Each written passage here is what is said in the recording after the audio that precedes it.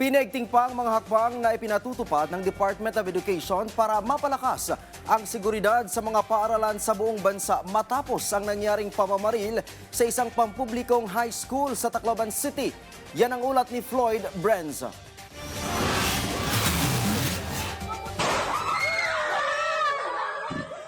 Mahigpit pa ang mga hakbang na ipinatutupad ng Department of Education para mapanatiling ligtas ang mga paaralan sa buong bansa matapos ang nangyaring pamamaril sa isang pampublikong high school sa Tacloban City.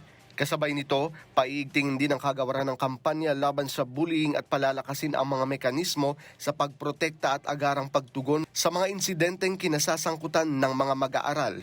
Bilang tugon, inilunsad ni Education Secretary Sani Angara ang School Safety Campaign.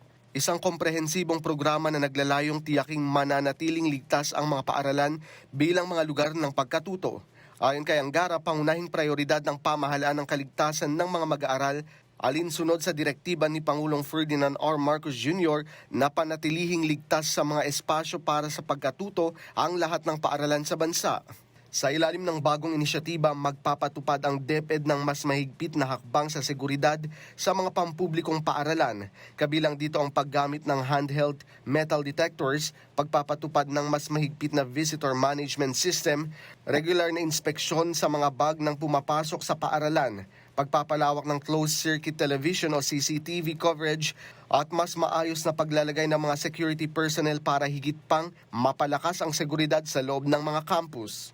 Samantala, pinalalakas din ang kagawaran ng mga intervention program para makapagbigay ng psychosocial first aid, counseling at psychosocial support sa mga biktima ng sangkot sa insidente at mga nakasaksi. Ayon sa DepEd, mahalagang hindi lamang mapigilan ang mga trahedya kundi matiyak ding may sapat na suporta ang lahat ng apektado para makabangon at makapagpatuloy sa isang ligtas at maayos na kapaligiran ng pagkatuto.